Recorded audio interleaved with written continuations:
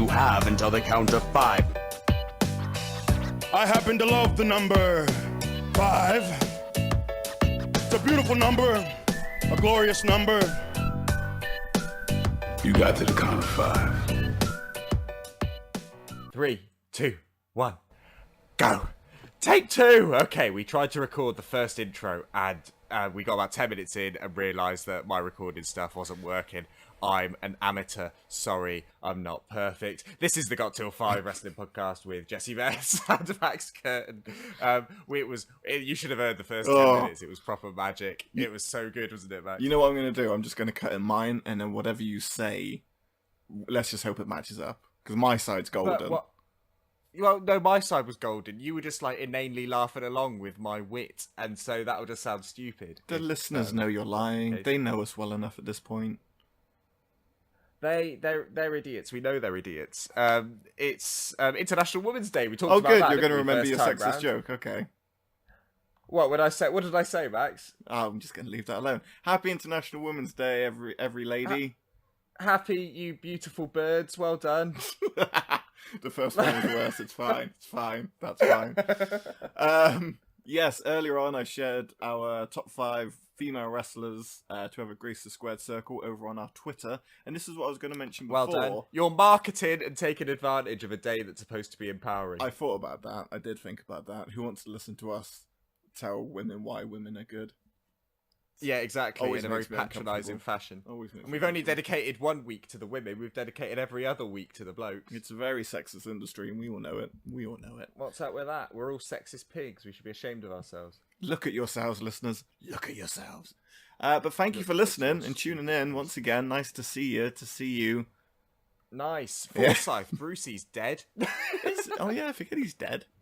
Yeah, I forget he's dead. Well, no, I forgot he was dead, but then I forgot he was alive as well. Like years ago, I was watching some award show, and they gave him a sort of achievement award of a lifetime in show business, and played this big video of like a retrospective of his career. And I was like, oh, it's really sad that Bruce Forsyth's dead. And then he just bounds on stage to collect the award. Oh god, Where have you come from? terrifying. He's But scarred. yeah, that was obviously when he was still alive, which isn't the case anymore. Well done, Bruce. Cheery. You're, What was I saying? I was you saying can something for a take a break, reason. mate. Yeah. Our Twitter is so close to 1,000 followers. I think we're about 4 digits, yo. 4 digits, yo. I think at this point we must be about 28 away, or some minuscule number like that. It's pathetic amount. It's like there was less people in my class at school, more people. Well done. Good math. Quick math. Steiner math. There was 31 people in my primary school class. I remember that. How do you remember that? I don't know. Why do these things stick in my head? Okay, but we want to hit. So we got 2 weeks. Do you want me to name them all? I really don't. Max, I'll name them all. We've got 2 weeks until our 6-month anniversary, and we want to hit that 1,000 badly. So I want you to When we share this started- episode. I want you to hit share, like, tag people. We need this. Harass them, especially the women. We And go. When we started this podcast, right, we were like, what? We were like, if we get 500 people in the first 6 months, that'll be amazing. We've nearly doubled that. yeah, I had a goal of 100 a month. I'd be ecstatic. Yeah, exactly. So 600 then. But still, we're close to 4 digits. That's mental. Yeah. And to celebrate that, we are covering stuff, which the last time we did that is our lowest listened to episode to date. So I think we're going about this in the right way. We've really hit the strong point. Yeah, worst episode we've ever done. Well, Literally. I think it was one of the best for quality, but that makes it a Oh yeah, hidden the gem. quality was great. It was a really good episode. We covered the most underrated WCW wrestlers, and we pulled out some good uns. We did Johnny B. Bad is a personal highlight for me. Yep, he is on the front cover if you want to find that episode. But this time we put it to a Twitter vote, so you guys picked this one. Picked You this. actually Well done. decided. Well You done. decided you wanted this, and we're going to be looking at the top 5 WCW champions. Now, Jesse, I know you've already admitted it in the first recording, but you get to admit that you were wrong for a second time in an evening. Right, okay. So, I put a rule in, right? It got put on Twitter, and everyone was like, why, what are you doing?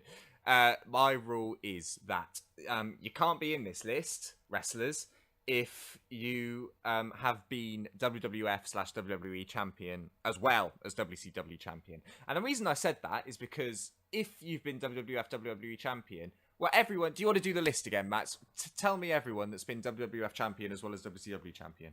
Now! Okay, so the people we're excluding... You little bitch, don't tell me now. The people we're excluding from this list are some of the who's who of all-time greats. Randy Savage, Hulk Hogan, Ric Flair, Big Show, Bret Hart, Kevin Nash, and Psycho Sid. Okay, so, what's his name? Ric Flair, my favourite wrestler, that's it. He is a sad omission from this, and a casualty. But the rest of them, you would associate their careers more strongly with WWF, or I certainly would anyway. You would. I know that Big Show started his career in WCW, but you still think of him as a WWF guy. And so because of that, I wanted this to be a very WCW-centric list away from that. So sorry, Rick, I would love to have had you in it, but it's a rule and we've got to stick to it. Well, you made a good point when you're speaking to Master P in the Twitter comments that, like, if we had gone for the top 5 WCW champions, we probably would have named those 5 people. Yeah, we would have all had the exact same list, right? But Ric Flair would have been number 1, and I feel like we've been a bit predictable lately. Yes, exactly. But I've shot myself in the foot because by doing this rule as well, turns out there's only about 5 people who have held the WCW title that haven't held the WWF title. Yeah. But sod it doesn't matter. It'll be interesting to see which ones. I reckon we'll have 4 crossovers. Yeah, I reckon so. No, I'll go 3. I'll let everyone decide a caution. Okay. I'll let everyone decide a caution. And speaking of betting, after the top 5, we've got Fastlane coming up this weekend. Those of you that have listened to us before, you know the drill. We're going to make predictions on who's going to win based on nothing but whimsy and chance. And then we're also going to decide who is going to have the best rated match according to the Magic Man in Sweatpants, Dave Meltzer. And whoever wins... I was on a roll then. I was peppering you. I was giving you background I know noise. you were. I know you. You're like when you watch SmackDown and they put those stupid animated gifs of text along while they're talking.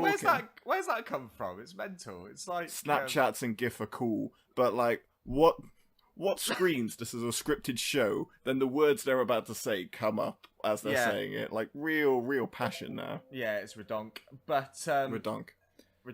Speaking of Meltzer, quickly, did you see Eric Bischoff go off on Meltzer on Twitter? No. Huh?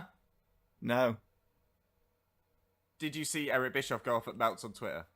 I said no. Oh, you dropped out. Skype betrayed you and you said no, and I just heard So Eric Bischoff he tweeted something like oh, what do I care what some skinny wannabe wrestler nerd thinks about me or something.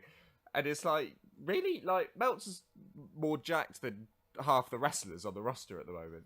He could kill 205 Live. Yeah. He's a big man. He was quoted once as saying, I have better abs than Johnny Mundo. And I believe him. I wouldn't put it past him. Speaking of 205 Live, quite a bit of 205 news. Well, Rich Swann has just announced that he's retiring. Yep. So that's interesting and kind of sad.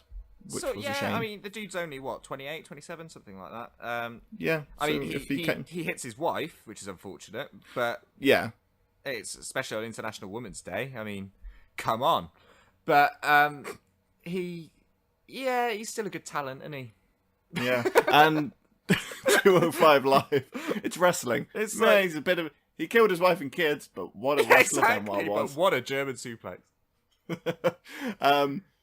Yes, and what else was I going to say? 205, absolutely killing it. One of the best brands to watch at the moment. I'm pretty much only watch NXT and 205, and I'm more excited to watch 205 than NXT at the moment. Did you see Mustafa Ali's 450 splash to, what's-his-face, Blake or Murphy's arm? I have been saying for months what a great talent Mustafa Ali is. Yeah, right. Sponsored by Starbucks. Yes, why? His costume looks like a Starbucks logo. And you ruined that too. Well done. You're on a roll this evening. Sorry, yeah, that's broken. That's broken him, isn't it? He does. He looks like Starbucks man. That's what I call You're very talented, but you look like a corporate shill. Goodbye. Yeah, exactly. So I can't. Have we talked about Mania yet, or was that in the first take? We haven't. We've got to mention that for the next, so we've got 4 weeks until WrestleMania now, officially 4 weeks. So the next 2 shows, because we're by, is going to be WrestleMania themed. Yes, it is. So we start with Hidden Gems next by, which is going to be our favourite matches, Mania matches that people just don't talk about. Such as you said in our first take, which no one will ever hear because we were just talking in a hole. You said Matt Hardy Ray from Mania 19. No one would ever talk about that, why would they? But it's Solid a match. decent match. Go watch it. With Shannon Moore at ringside, by the way. Let's not forget his contributions to the business. He was a little MFer. He was a little MFer. He was a sensei of Matitude, and we commend him for it. Rey Mysterio came out as Daredevil that day. That was beautiful. His sort of trend of superhero costumes, which for me peaked with the Joker at WrestleMania 25. I was hoping you were going to say this. Yeah, which is just creepy. And when he came out, King said something like, "Oh, look, he's like Heath Ledger." And JR said, "I believe Ray's career is alive and well, King," which was nice and sensitive for the time. I mean, it goes Heath Ledger, fruity Skittles as like my favourite things in the world. Oh yeah, that's JR. good. Yeah, and the hey, do you remember when we were younger and we were obsessed with at school, and we were obsessed with some remix someone had done of JR, a song called My Ass, and it sounded like JR was rapping about his ass. And 30 men will enter my ass. Yeah, and he just taken samples and stuff. Well, turns out the dude that made that did an AMA on Reddit, and it was like massive, and loads of people were asking him questions, and he's like this star just for making that one song like all those years ago. Oh, I hope that's what we become in the future. I have no doubt. So yeah, WrestleMania. Also the WrestleMania card, the triple threat match I'm very excited for. Miz, Finn Balor, and what's his name? Seth Rollins. He's a big deal. Rollins, yeah. That's going to be fantastic. It is going to be good. I agree. I think they're going to really switch it on for that. That's going to be the work rate match. I love that Triple H has got himself involved in the hottest angle of Mania, like he always does. He can't. Of course he does. He can't quite. He is like NXT Triple H, and we all love him now. But come WrestleMania, he still has to get himself in some ridiculously high-profile thing, doesn't he? And obviously, he's going to have the most expensive, longest entrance of the show as well. 100%. Now we'll see if UFC has the same effect of WCW, and Ronda gets taken out in that first match. But I'm hoping, all I'm hoping for, and by the way, we've been talking about drugged up, out of it Kurt Angle for months now. He brought that promo skill back on Monday. I haven't actually seen it. Oh, he was really on his game again. I was like, oh my god, Kurt's back. Where's he been? I love it.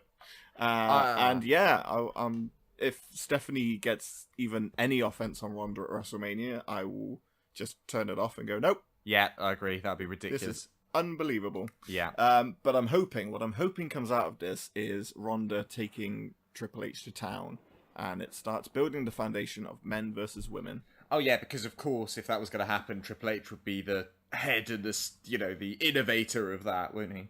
Of course, first ever intergender match, Triple H. Yeah, obviously.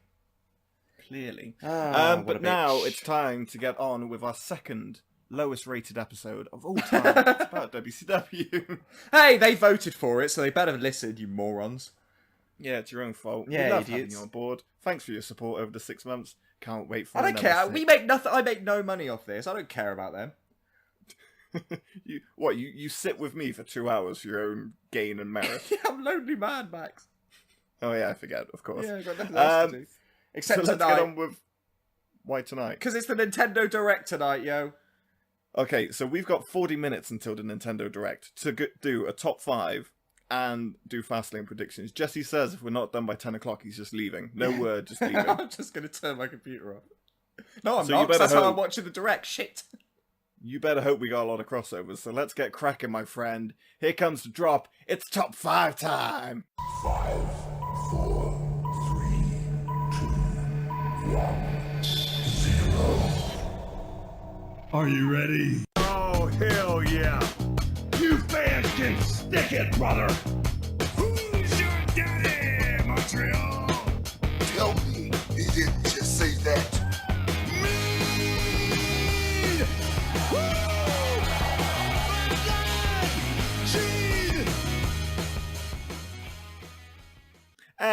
dare There you. it was, brother, mean.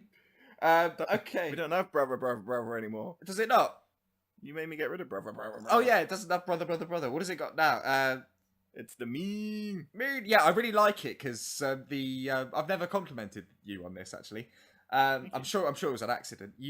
But the timing of Ric Flair going mean, it drops in perfectly when like the beat drops and the drum speed up and stuff, and I like it. It gets me going. I have to tell you, I did plan that, and it took me a very long time. Did it really? Oh, well done. I'll take your compliment. But now it's time to get on with this week's Top 5. So, Jesse Benz, let's talk about WCW World Champions, excluding the former. Who have you got on number 5? My number 5. Oh, whoa. What? Hold the phone, Jesse Benz. If we have a crossover, which we're bloody gonna. Yeah, I already know what I want for the drop. And it hasn't even got anything to do with WCW really, but it's been in my head the last few days and it keeps making me laugh, so I want to use it, please. There's a promo when Mean Gene is interviewing Ric Flair after I think after Ric Flair has won some sort of world title, and Ric Flair's talking, he's all excited, and then Mean Gene just looks off camera and shouts to someone, "Put that cigarette out!" And I want to use that. Okay, if you can send me that. Yeah. promo. No, I'll find it. It's it's just Mean Gene going, "Put that cigarette out." So that's what we're gonna do. So that's what we're doing if we have a crossover. Okay, Yeah. I like it. Please start us off with our number 5. Okay, my number 5 is he is the headliner of the Wrestling Hall of Fame, the WWE Hall of Fame this year. His name is Bill Goldberg. Put that cigarette out. Oh, there we go. Nice. I bet he's higher on your list, isn't he?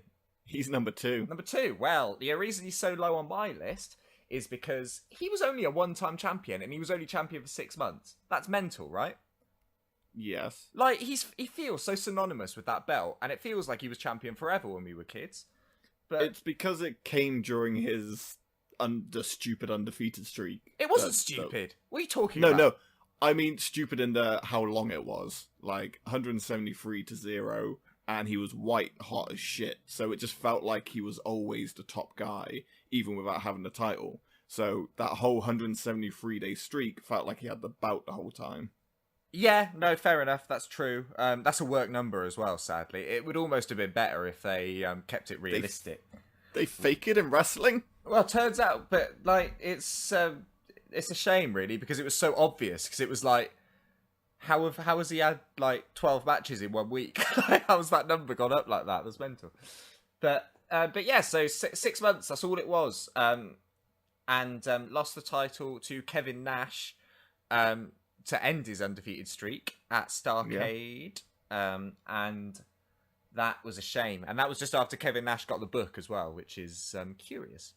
I sent you a quick shoot with Kevin Nash, didn't I, on YouTube just before we started this show?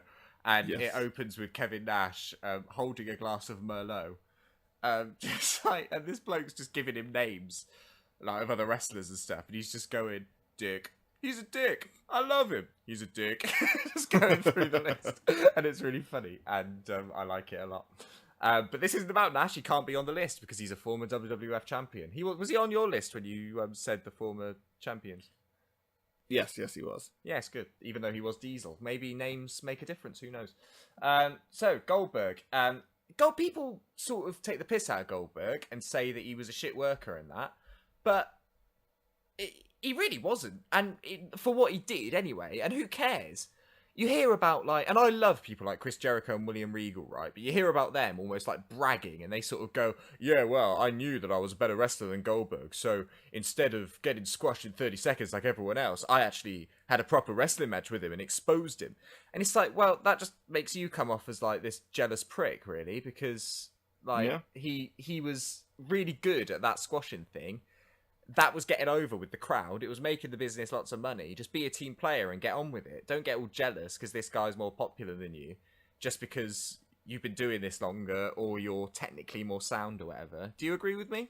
100%. You know, Goldberg was in that position for how he was physically, and if he had gone out there and from his debut he was destroying guys in 1 to 2 minutes. If he'd gone out and worked like 5-10 minute 10-15 minute Broadways and crazy matches like that, fans wouldn't have been nearly as interested in him. No, of course not. And he's got charisma, man, as well. There's Yeah. something that comes off of him, isn't there? And it Yeah, ain't definitely. sweat. Well, except for his current run, he was like dripping. Yeah, Like, that's walk down true, the ring, actually. dripping. I liked it when he was doing a promo in the lead up to Last Mania, and his head just started bleeding for no reason. Do you remember that? Yeah. He was just talking in the ring, and blood started trickling down his face. It was like watching a horror film or something. But yeah, that was funny. So he gave us nice value there, and I would say overperformed at Last Mania. Him and Brock had a very good match for what it was. Yeah, I thought Goldberg had a great his last run in WE. I didn't get bored of any of his kind of matches. It was a nostalgia trip to his old WCW. Without it was ridiculous at the time, but it was kind of nice. Yes, yeah. I agree. Especially with Brock, because I think the whole building up of like Brock was shocked or surprised, and the only one that didn't really, well, it did, because when he beat Kevin Owens, it was when Chris Jericho distracted him. Yeah, And the spear should be always seen as if Goldberg hits that spear, that's it. yeah. Dude was a You know. top football player. He's going to have perfected that spear over many years, isn't he? Yeah, no one can hit it as well as Goldberg. But And- it ends in WCW fashion with his world title run, and he gets hit with a taser gun. He does get hit with a taser gun, and then has a taser gun on a pole match with Scott Hall on the next WCW pay-per-view, which I think was sold out. WCW sold out, and that's pretty good as well. I mean, it's not good, it's awful, but it's entertaining. It was WCW. Let's just call it WCW. Exactly. Is Vince Russo on your list, by the way? Of course Vince Russo's not on my list. David Arquette?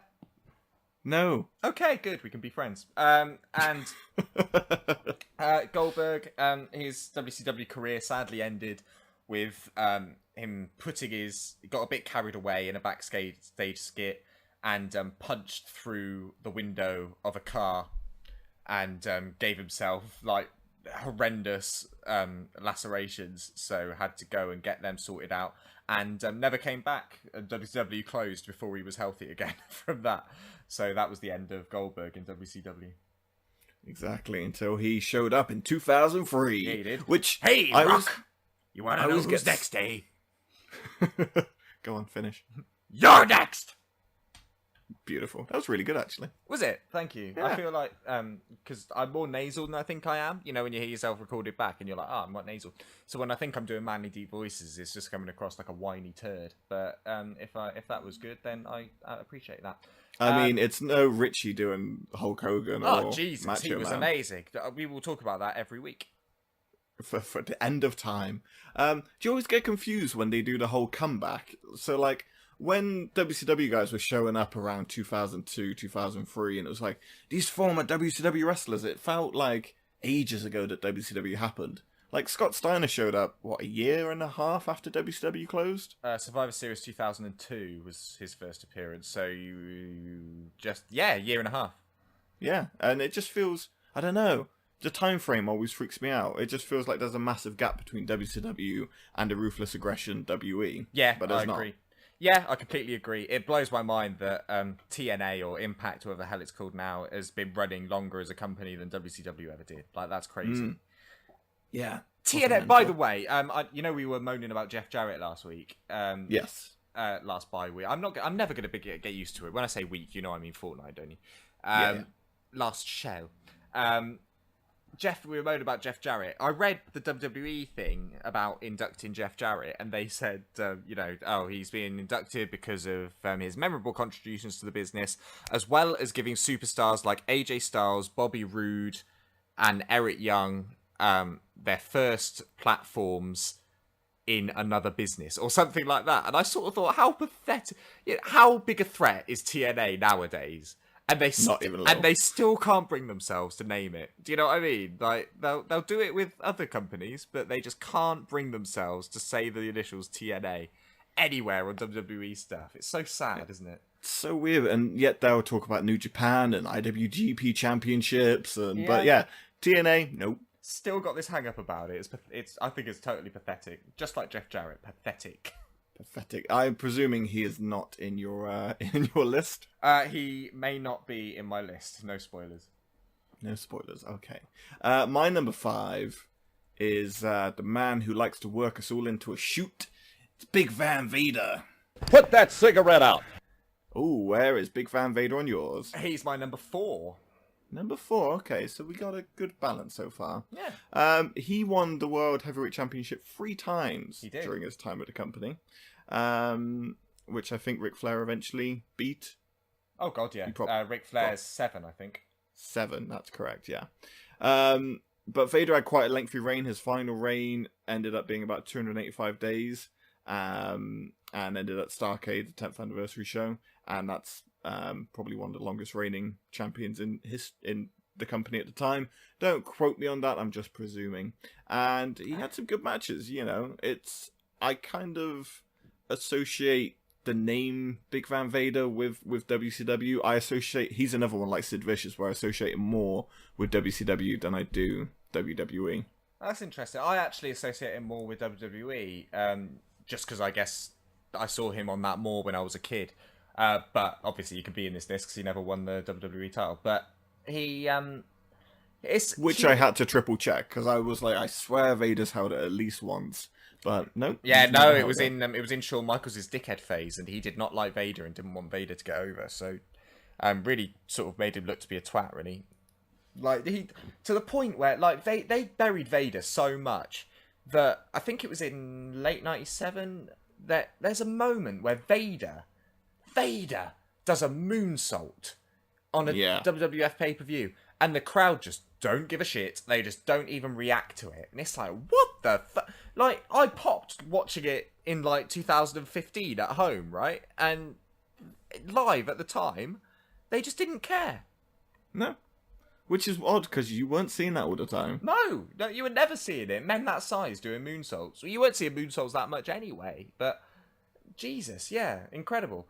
You talk about the 10th anniversary of Starrcade. Is that Starrcade 94? I believe it is, yeah. Yeah, with Ric Flair in the main event, right? Mm-hmm. That's a fantastic match. So Vader, being champion, gave us that match, which is a good reason to be on this list. That's really good if you haven't seen it. It's one of the rare Ric Flair as a face runs in the 90s, in the early 90s anyway. And it's just this great. So the deal here. This is interesting. I was reading up on this earlier today. So the main event of Starrcade was supposed to be Vader versus Psycho Sid, but Psycho Sid got fired. Do you know why Psycho Sid got fired before Starrcade that year? Why? Because Psycho Sid was overheard by Arn Anderson in a hotel room talking shit about Ric Flair. Right now, I want a friend like Arn Anderson. Arn Anderson heard him talking shit about Ric Flair, and he was like, you don't talk like that about my boy. So followed Psycho Sid to his hotel room, started arguing with him, and ended up stabbing him with a pair of scissors. What? Yep, full-on stab with a pair of scissors. And because Arn Anderson was more respected than Psycho Sid, it all sort of, the office just went, oh fuck it, get rid of Psycho Sid, even though he's the one that got stabbed. And so they just got rid of Psycho Sid. He was just gone from the company, and that was it. And Arn Anderson kept his job as the scissor stabber. Never change wrestling. Never change. I know. Now people that have been stabbed and people just turn a blind eye to it is alarming. I know. Do you remember the storyline years ago when they said that Carlito had got someone to stab John Cena in a club when they were feuding over the US title? It was obviously a work, but I remember actually sort of believing it, that John Cena had been stabbed. Like, they worked me into a shoot back then.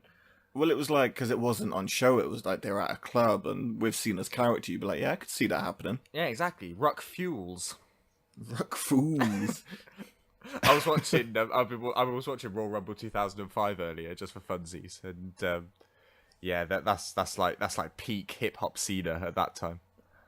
How that gimmick got over as much as it did. You know when people are just destined for success? Yeah. Doesn't matter what you do to them, they're just going to make it. John Cena's the perfect example of that. I loved hip hop Cena so much. He was awesome. And it's great watching that old stuff back and hearing how the crowd were popping for him and stuff. It's just really cool.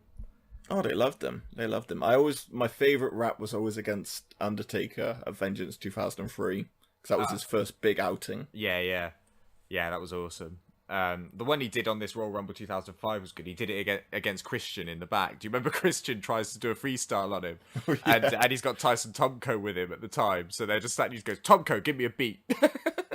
Tomko, no. Yeah, no beat. But yeah, Vader, back to Vader. Sorry, Vader. Vader. Everyone buries Vader, even us. But this, this Starrcade 94 match. So you had Ric Flair, sort of saying, so he was put in it instead of Psycho Sid, basically, and he said, "I will leave WCW if I lose." So it was all sort of on the line. Everyone's like, "Oh, I don't want to lose Ric Flair," and they showed these clips at the start of the show of him with his family. So you see like baby Charlotte and stuff, and him with his family, and like saying goodbye. He's like, "I'm going on the road now. I love you," and just going off. And the match is brilliant. Vader does his job perfectly as this dominating heel, just completely destroys him until Flair has this amazing babyface comeback at the end. And the finish, and everyone, like, you can tell the crowd on the edge of their seat, they genuinely thought there was a chance that Ric Flair would lose and leave. So, like, the relief that you can hear in the pop when Ric Flair wins is just amazing. No, I don't remember that match as well as you do, clearly, so I need to go back and watch it. Yeah, do. So watch the start of the show so you can see the sort of stuff with Ric Flair and his family and how well that was all done, and then watch the main event. It's awesome. Done, and done. Yes, so it's a shame that Big Van Vader never kind of got, he held 3 WCW World Heavyweight Championships. Is Vader in the Hall of Fame? No, of course he's not. They're waiting until he dies. So Hillbilly Jim's in. That's what I saw this week. Yeah, what's going on? I like Hillbilly Jim, that's fine. But this year's Hall of Fame is turning into a bit of a wet sponge. Yeah, I don't know who the headlining is at the moment. Goldberg. Goldberg's the headliner, surely.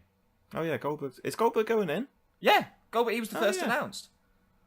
Yeah, they really need to take a break from this Hall of Fame just for a little while. What do you mean?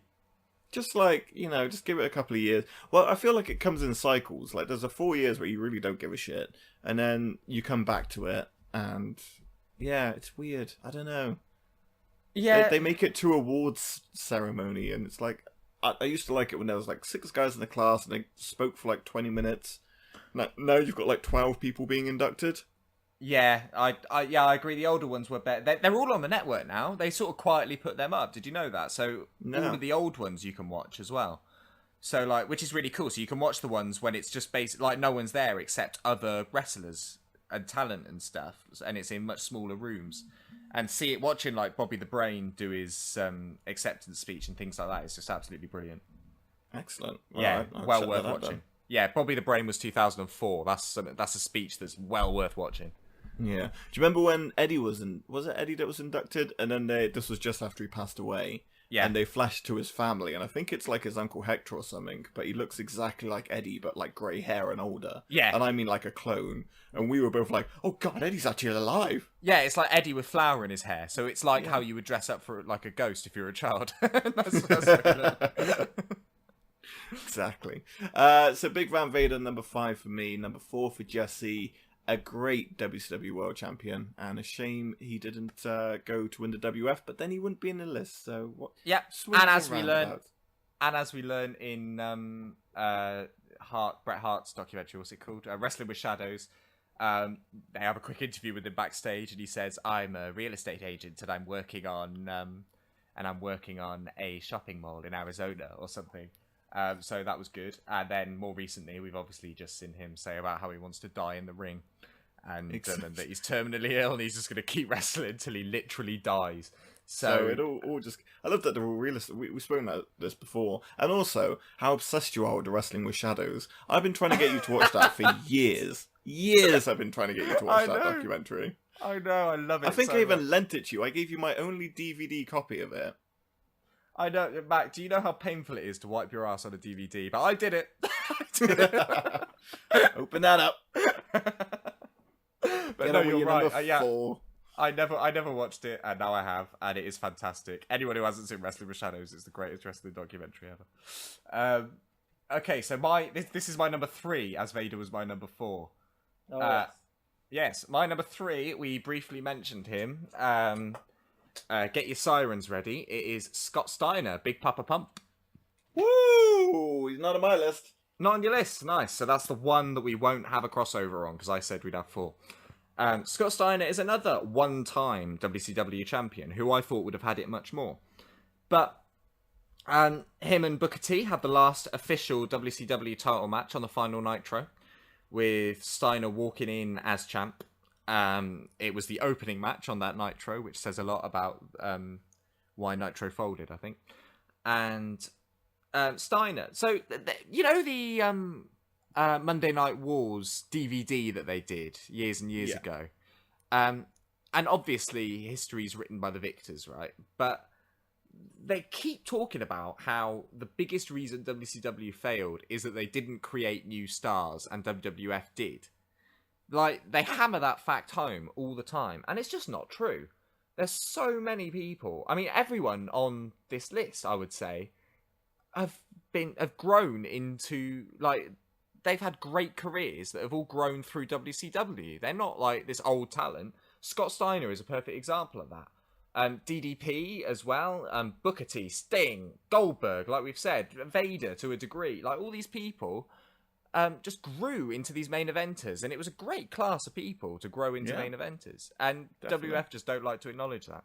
But Steiner, starting with the Steiner brothers, as this sort of all-American, all that shit. And then dyes his hair blonde, really ups the roids, and sticks on chainmail. And there you go, you're a main eventer. That's the 90s way to get over kids. I mean, what an unsafe worker, really. I mean, I say that. Oh, God. I've never heard of him actually hurting anyone properly, but every match I've seen him in, he drops someone on their head, like really. His hard. clotheslines always scare me. I don't know. Are horrendous. Yeah. He insists on doing the Steiner screwdriver all the time. Yeah. I'm not comfortable, Scott. I just think no. You'll be fine. I've done it plenty of times. Yeah, exactly. I did it to Droz. It's fine. But yeah, Steiner, I think he played his role really, really well as a main eventer. And I like watching, because like I remember when I was a kid, the Steiner brothers as, the All-Americans, and what sort of watching him grow into Scott Steiner was awesome. Like watching him become a main eventer. There seems to be a thing about a lot of good stars that start in tag teams. They all seem to, don't they? Like Stone Cold with the Hollywood Blondes, Steiner with the Steiner brothers, Shawn Michaels with the Rockers, Booker T with Harlem Heat. Just loads of really good characters start in tag teams. And Scott Steiner's no exception. I think he's, even though I agree with you, he makes me feel uneasy when I see him throw people around. But he's entertaining and has never failed to make me laugh for one reason or another. Yeah, it's true. Fun fact about Scott Steiner, both for the time, because he worked for WWF twice. Yeah. 92 to 94. He's not a real estate agent, is he? He's not. No. I wouldn't put it past him. His brother His is, though. His maths is terrible. I can't see Scott Steiner doing that. But when he worked 92 to 94, his last appearance was in the Royal Rumble. He was eliminated in 9 minutes by Diesel. Right. And then his final run in 2004, 10 years later, his last appearance was in the Royal Rumble, and he was eliminated after 6 minutes by Booker T. So, last appearances in the same company, eliminated by former WCW World Champions. Very good. That's a nice fact. I like that. Well done, you. Oh, that's a good one, that is. It is. Fun fact, the kids call him. And also, when I made that quip about Scott Steiner being a real estate agent, I was joking, obviously, but his brother, the dog-faced gremlin, legitimately is. We can add him to the list of real estate agents.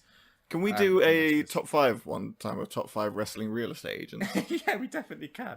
That would be amazing. Sorry, just working out in my head the logistics. I love it.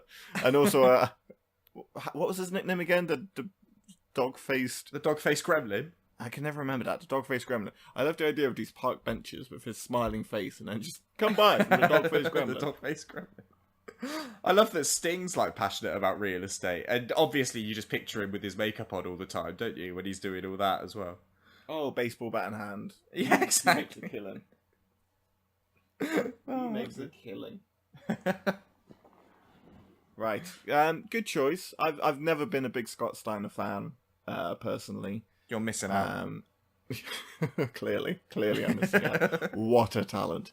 I do like the Steiner brothers though, which is weird, but I always feel like I like Pitbull face, Bulldog face, The dog-faced gremlin. Dog face, man, people.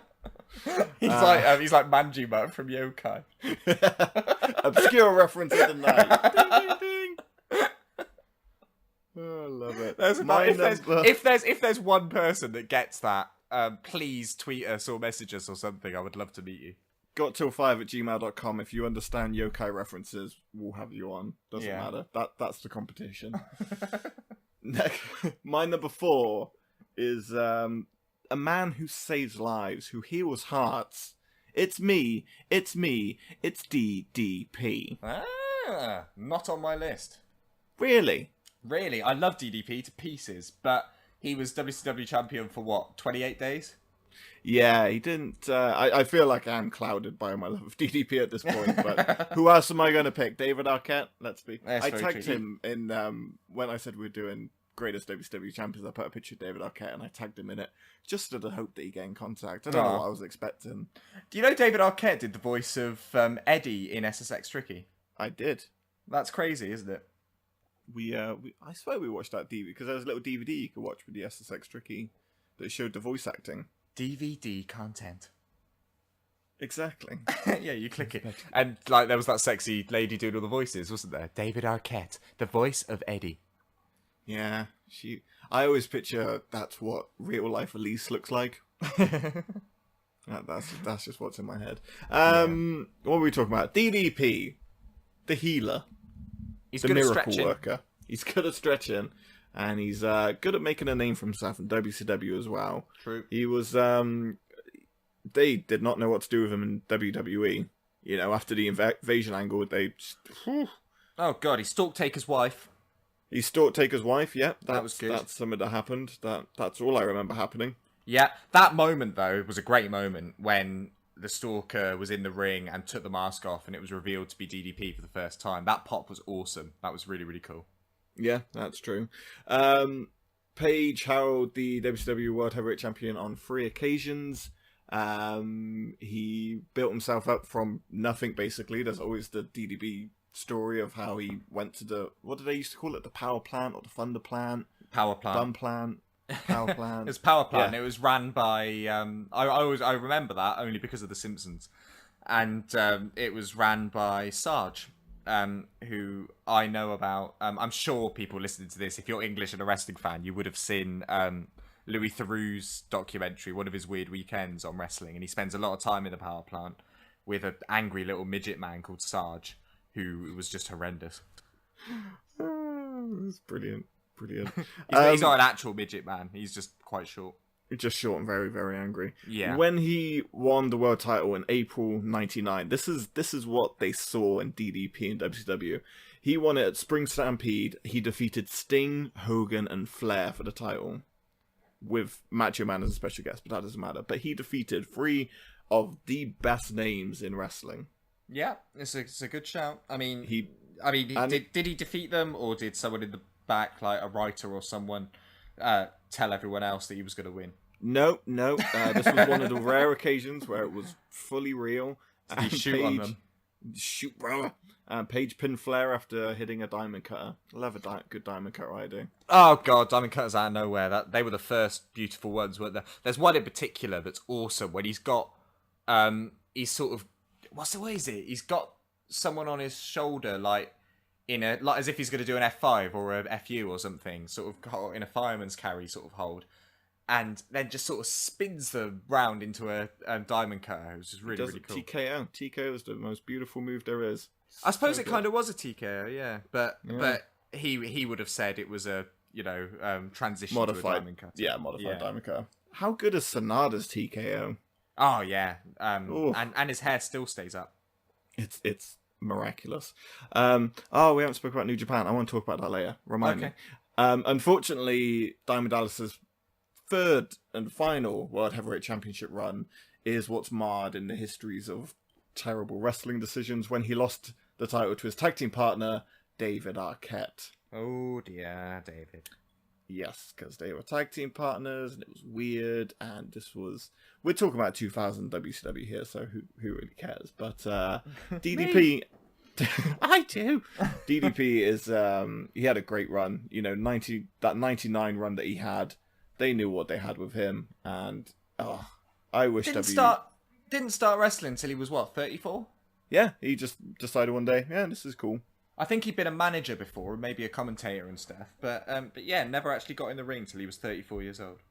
He ran a nightclub in Florida called Norma Jean's. Of course he did. And was a manager as well, yes. Yeah.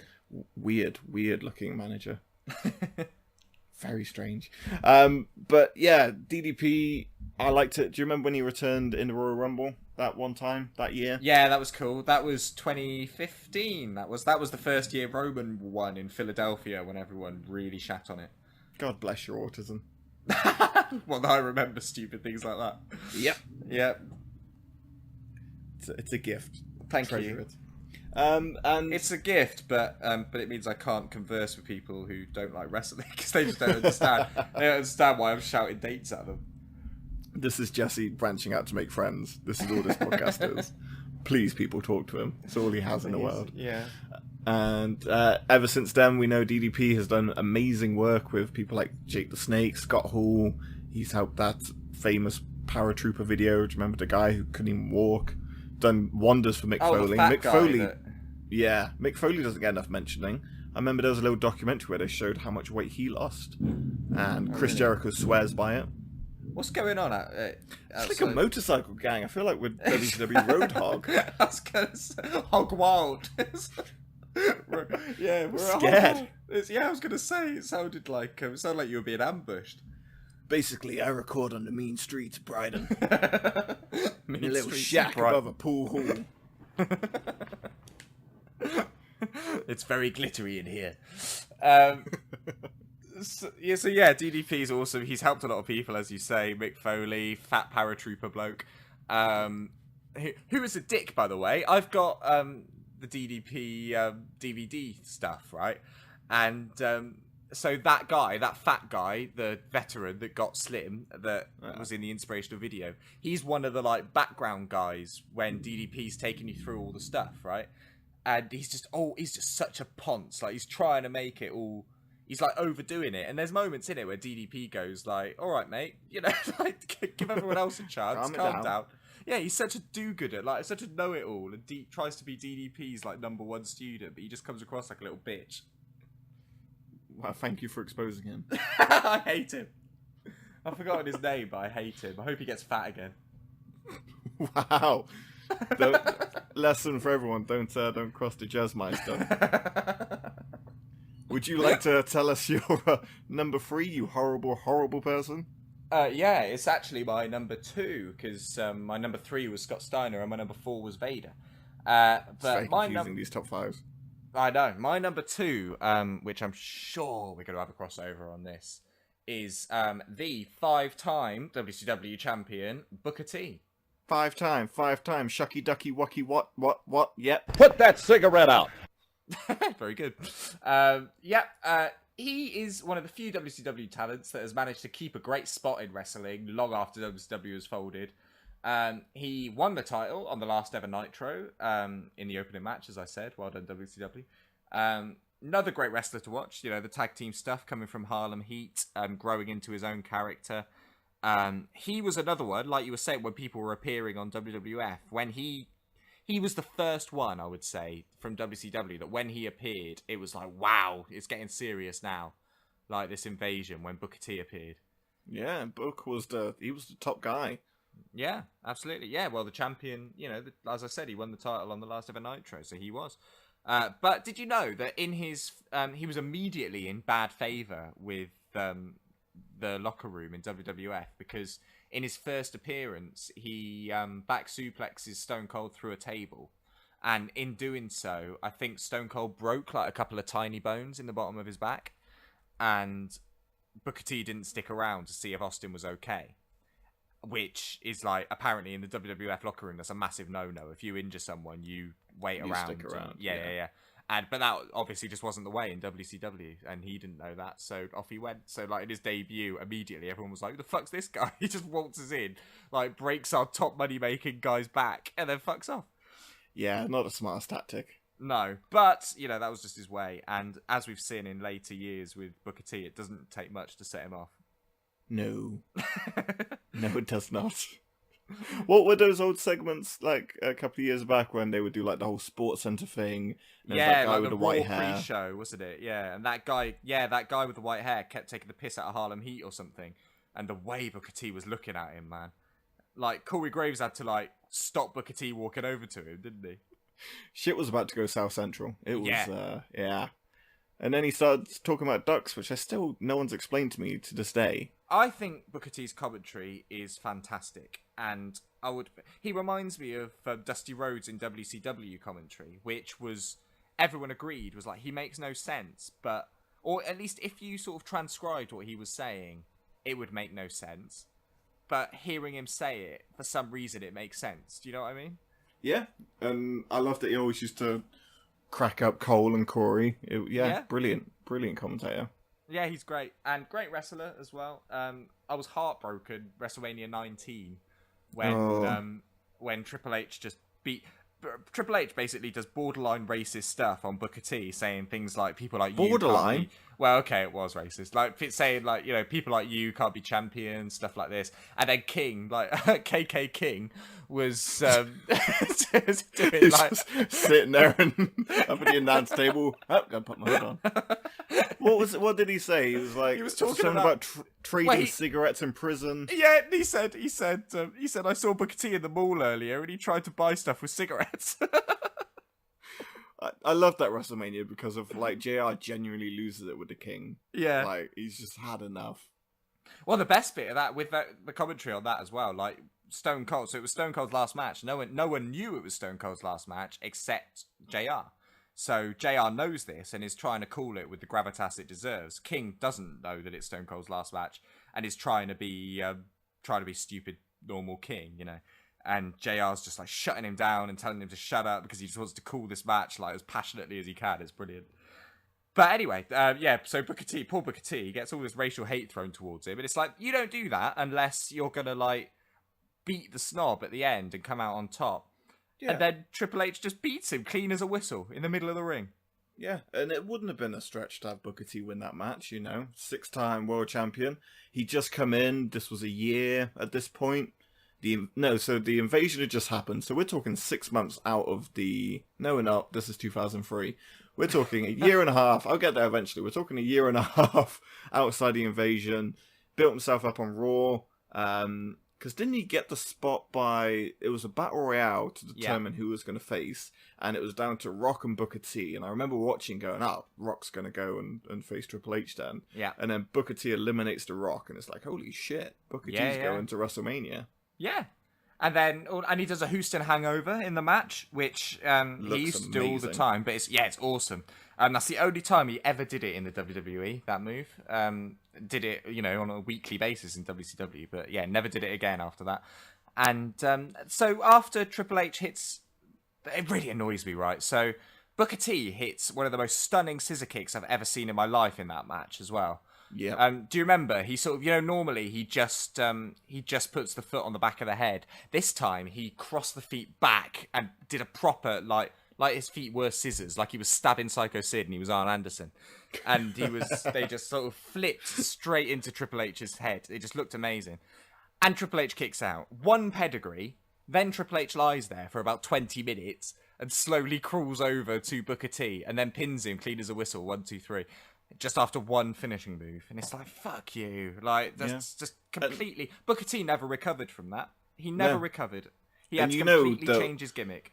We bitch as, you know, fans about multiple finishers, but that match deserved multiple finishers. Like, Booker T bought it in that match. Like, I know, yeah, we moan about multiple finishers, but what I'm saying is if Triple H kicked out of Booker T's one finisher, Booker T should absolutely kick out of Triple H's one finisher. Yeah, and it wouldn't have been ridiculous to have Booker T as a champion, even for a month. Take it to Backlash and then lose it. It would have But been fine. Back then, he was still... People could still remember him as the top guy at WCW, so it was fine. It was after that his career, like, plummeted in WWE. And it wasn't until he came up with the King Booker stuff and basically completely reinvented himself that he managed to recover somewhat. yeah. Such a shame. But we'll always have those WCW World Heavyweight Championship matches where he beats the likes of Kevin Nash, Jeff Jarrett, all of those jabronis. I will never get bored of watching Jeff Jarrett get beaten like a bitch. Should we do that for the Hall of Fame? We'll just watch Jeff Jarrett get beaten like a bitch. Yeah, let's do it. There's... what... There must be some, like... Because he's had, like, alcohol problems, hasn't he, and stuff. Should we watch... There must be, like, TMZ-style videos of him, like, drunk on the street or something. That'll bring me happiness. And too far. Let's watch them. This one, it'll make me... it'll bring me comfort. I feed off the pain of others. Especially Jarrett. Double J, man. Especially Double J. I'm the new Ric Flair. No one likes you, Jay. Not even Ric Flair. Okay, so what are you on? You're number 2? Don't even know. Your next one. Hang on. So Booker T was mine. Was my number 3. We've done Goldberg as my number 2. I think I'm at number 1. Cool. Well, I've only got one left, and it's my number 1. And I think we're going to be twinsies. Wow. My bae. My childhood. The man with the face paint. The man who can sell you real estate with a baseball bat. It's Sting. Put that cigarette out. Has to be. If it's not Flair, it has to be Sting. Obviously. Sting and Flair, to me, is... wait, no, you talk about Sting first. Go for it. No, you talk about... Okay. No, you do. You talk about Sting. The backbone of WCW was Sting. As you're about to say, the two of them together are the Rock and Austin of WWF. It's just like, you can't have one without the other. It was day and night between the two. And it stayed that way right until the end of the show. And what a close to the show to have those two end it. Sting won 6 WCW World Heavyweight Championship. First one, 1992, before we had to deal with finger pokes and tasers and all that kind of stuff. He didn't have kind of the longest runs I think he only amassed like 250 days in those 6. Yeah. But what Sting did with them was fantastic. Now, Sting's one of those guys that didn't need the title to be a top guy. Yeah, he never needed the belt. He was always better as the babyface chasing the title. Exactly. He always had that role. But when he finally got it, that first night of him holding the world title was like, yes, he's beaten NWO, or he's taken out whoever to kind of get that spot, and that's when it was important. Yes, totally agree. I would say his most his most memorable title win would be the main event of Starrcade '97 against Hollywood Hogan. 100%. As disappointing as the match was. Oh, absolutely, yeah, and that. But the build, the so-called fast 3 count that Nick Patrick was supposed to do, that was just a completely regular 3 count. Yeah. But the build to it with Sting transitioning into Crow Sting was just absolutely amazing. It was just one of the best builds. Yeah. Ever. Some of the best wrestling television of all time. Period. I would say is the transition of Sting to Crow Sting. It was just amazing. And talking about Sting and Ric Flair, I mean, I particularly I know I talk about this match a lot because I find it really funny. The one at World War III '96 when Sting and Ric Flair have a match, and Ric Flair keeps rolling out to the next ring. Just go, put him up! And just like he puts up the Dukes and struts around in the other ring. It's brilliant. But Sting and Ric Flair had hundreds of matches over the years. Every single one of them was pretty much exactly the same. And I don't care. I want it. I want the same match every time. I love those spots. I love Flair begging off. I love Sting doing the military press slam to Flair. Just every time I want that exact same match. I don't get bored of it because their psychology and the way they timed everything was just perfect. Give it to me, Max. No, you are 100% right. You know how I feel about Flair in his matches, but for some reason, watching Sting and Flair is just like, it's like watching men dance in such poetry. It is. It's beautiful.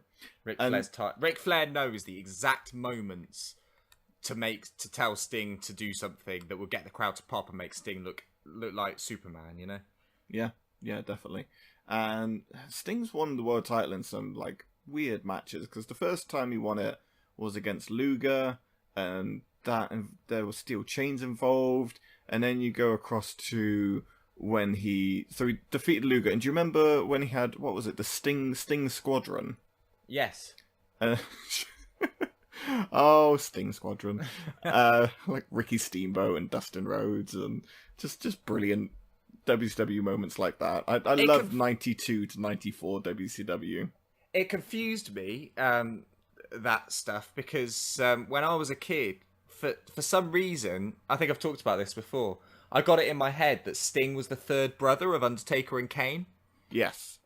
I'm not sure how that happened in my head, but I remember when Sting would like get help from other people at any point in my childhood, I'd just be like, why isn't he calling on his brothers? Like, just Why get doesn't their it work? help. Yeah, just get their help. I don't understand. Yeah, he's won it a stupid amount of times. There was Cactus Jack he had a feud with. Falls Count Anywhere. Then he faced Jake Roberts in what was known as a coal miner's glove match. WCW for you. For Vader, we mentioned him facing Vader previously, and Vader taking the title off of him. And he's had very short matches, normally quite brutal matches when he loses the title. So he never lost that world title easily. They were normally quite brutal matches that he lost him in. Yes. So he did love a good blade job, did our Sting. Liked a bit of colour. Yeah, less so later on, but Yeah. certainly Surfer era, he was well into it, wasn't he? Yeah, definitely. And then the crow doesn't bleed, man. No, and Wolfpack Crow, you just couldn't tell anyway. No, that's true. Wolfpack Crow was confusing. What about Joker Sting? Where do you stand on him? I don't know. I can't honestly say. It was genius. It was dumb. It was everything you wanted it to be. All of the above. Like 45-year-old man, however old he was at that point, who just rented the Dark Knight and went, that's a good idea. I always remember Edge cutting no one ever remembers this, like Edge cut a like Joker style promo on an episode of SmackDown where it was like Vicky Guerrero cost him a match and he went proper psycho, like Really? licking his lips, and like no one remembers this. And listeners, if any of you remember this, please get in touch, because I feel like I'm going mental. But he took Vicky Guerrero out of the ring and made her sit on the floor in front of the ring and made her watch the Titantron for when she messed up, and was like, lie down, Vicky, lie down and watch it with me, and was like licking his like Joker cuts on the side of his face, and it was weird. That's crazy. I have no memory of that, but find it. It'll be on the WWE Network for only $9.99 a month, surely. I ain't going through that era of SmackDown again. I've done it once. What era was Edge and Vicky? What sort of year was that? That must have been about 2008, 2009. Okay. No, that'd be interesting. I'd like to see that. You've sold it to me. Yeah, please, Got Till 5 listeners, if anyone knows what I'm talking about, point me in the right direction. So, that was our anticlimactic number 1. It's not anticlimactic. I mean, it's obvious, but you don't need twists and turns, like, everywhere, do you? Sometimes a good story just needs a nice ending. Oh, that was really beautiful. Thanks, mate. Solid top 5s, I think, out of who we had left to pick. Yeah, picked so the best. basically, who haven't we picked? We haven't picked Redacted. No, because he had it once. He held it for all of one night, and then he went to WWF anyway. Yeah. And Sid Vicious had his foot under the rope anyway, and they told him to do that as security because they had a suspicion that Benoit would be leaving. Ron who Simmons, else? the first African American Ron to win a Simmons, the professional first world black- title. Yeah. Not true, but yeah. Not true? Meltzer always argued that there's been multiple black world champions in wrestling, but in places like Puerto Rico and stuff. Okay. Who else? Rick Rude we didn't do, which is sort of a shame. Rick Rude is awesome. Big fan of Rick Rude. Yep, definitely. Missed out Double J, as we said, David Arquette and course. Vince Russo. Yeah, so I think there wasn't a lot of champions. And The Rock, Jericho, Kurt Angle. Oh yeah, but they've been WF champions as well. Exactly. So, yeah, that's the history of the WCW World Heavyweight Championship. We hope you enjoyed it. There you go. We rule. Let's make sure that more people listen to this than our other WCW episode, because I love WCW and it annoys me that it seems to be getting forgotten. I'd like to talk about it more. There's a lot of weird stuff to talk about. There's great stuff to talk about with WCW. It's bizarre in the best kind of way. Well, that was going to be our original podcast, remember? Before we found out someone else was doing it for longer than we could be bothered to. It was. We were going to recap Nitro weekly, weren't we? Yeah, we were going to watch Monday Nitro every week and do a podcast on it. We still might one day. I mean, just because someone else does it doesn't mean we can't do it better. We definitely would. It's true. This top 5 thing's going to get stale real quick. Oh, we're bored. Yeah, it's... but no, we've done good. Let's talk about Fastlane. Tell me what the matches are and let's predict them. Oh, I see. It's Nintendo Switch time, so you want me to talk quicker. Hey, listen, it's 10 past 10 and I'm still here, so obviously I love you. I love you. Okay, so we're looking at Becky Lynch and Naomi versus Natalya and Carmella in a tag team match. You know that love line drop of when they used to go, "Who cares?" We need that. Yeah, we do. I didn't even know that match was happening. Say it again. Becky Lynch and Naomi versus Natalya and Carmella. Okay, I'm going for a nice babyface win on this one. Naomi and Becky Lynch. Lynch and Naomi. Winning... No, we shouldn't write Lynch and Naomi. Becky and Naomi. Score? That's the sort of joke I make. 2.25. 2.25, okay. I agree with you. I'm going with Becky and Naomi as well. And yeah, 2.5. Let's not break the bank here. Let's not blow our load early. Especially not on them, Jesus. Jesus, calm down. Next we have not on World Women's Day. Shinsuke Nakamura versus Rusev to find out what day it is, apparently. The fuck? Is it Nakamura Day or is it Rusev Day? It's Rusev Day. We already know this. We don't need a match to decide it. What's going on? Clearly they do. Right, that's fine. not. What are you going for? Shinsuke Nakamura versus Rusev with Aiden English. Obviously Nakamura is going to win. Obviously Nakamura. He's, going on to Mania and all that. But they could do all right. I reckon it will be a 3.5. Got faith in Matt and Nak. I'm going 2.75. I don't think their styles will gel. Okay. Rusev is surprising, you know. Rusev can wrestle with the best of them. I do love me some Rusev, don't get me wrong. Next, we have the first title match of the evening is Charlotte Flair versus Ruby Riott with Liv Morgan and Sarah Logan at ringside. Okay, Charlotte Flair will win this. Yep. And it will be a 3-star. 3-star? Yeah, of course Charlotte's going to win this. Why wouldn't she? I'm going 2.75. I'm being harsh tonight. I'm you sorry. Are, aren't you? I'm what sorry. Cruel man, especially Not in on the mood. ladies. Don't start.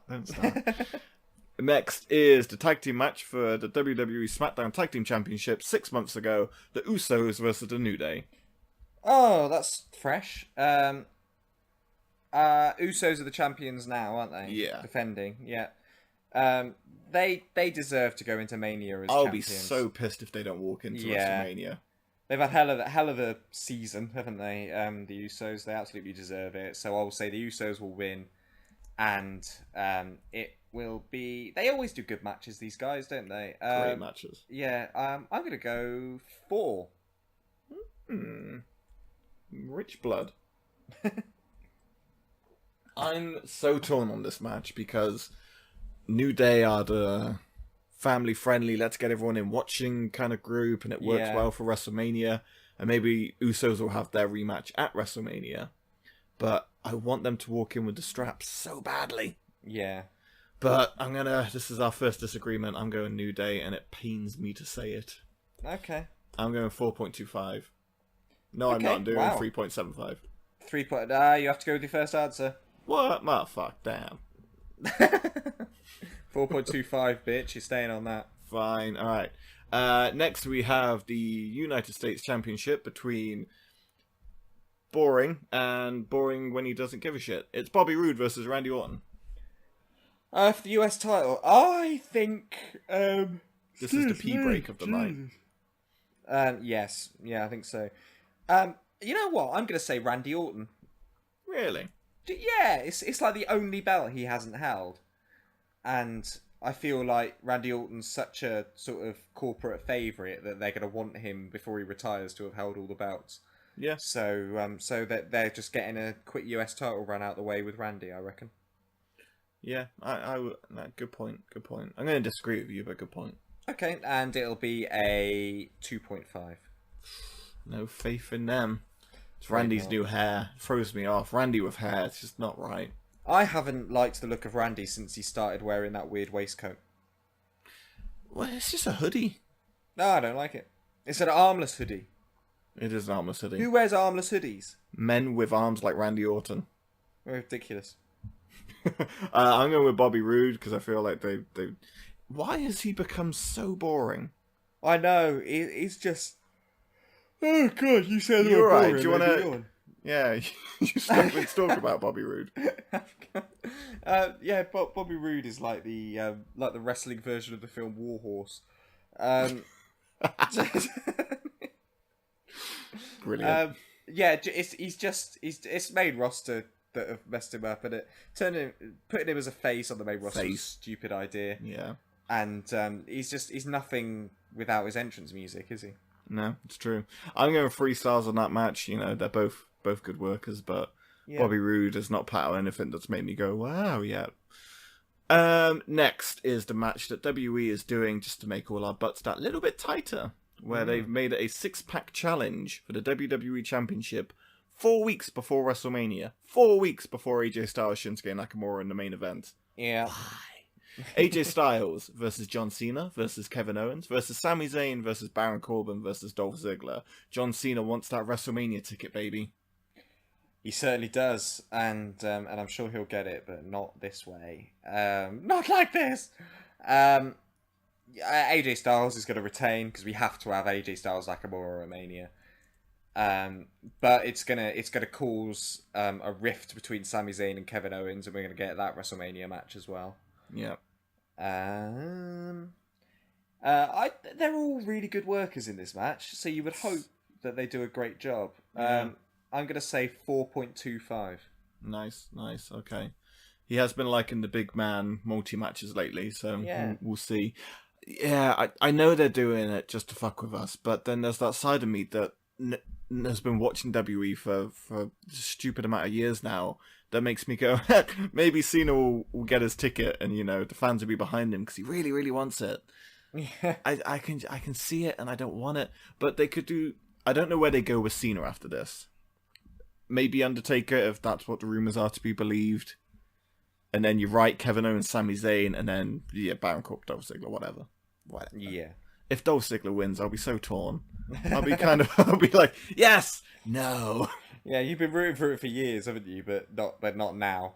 Now is not his moment. This is what Vince wanted. He was like, you wanted Dolph champion for years? Well, here you go. Yeah, exactly. So suck my fat one. Vince always wins. I'm going AJ. I have to follow what I hope is going to happen. Okay, yeah. I'm going 3.75. Okay, nice.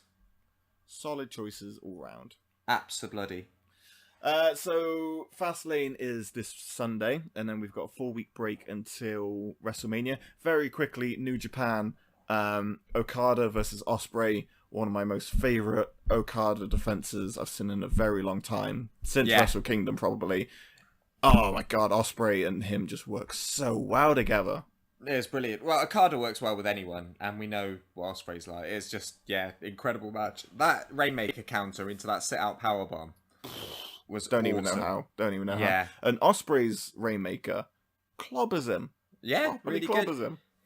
It was really nice to see Ospreay slow down a bit, and that was Yes. definitely Okada, sort of dictating that. But yeah, seeing Ospreay slow down and show that he can actually do a bit of storytelling when he wants to was really refreshing to see as well. Yeah, definitely. So, is it just me, or does it feel like we're getting a lot more New Japan shows? Yes, they're coming along thick and fast now, aren't they? It used to feel like it was one every couple of months, but they seem to be a bit more often now. Maybe they were always happening, it's just they weren't as, now we're getting English commentary all the time, so it's more accessible for us to watch, but before we weren't, I don't know. That's true. And we haven't spoken since they did the Ring of Honor New Japan crossover.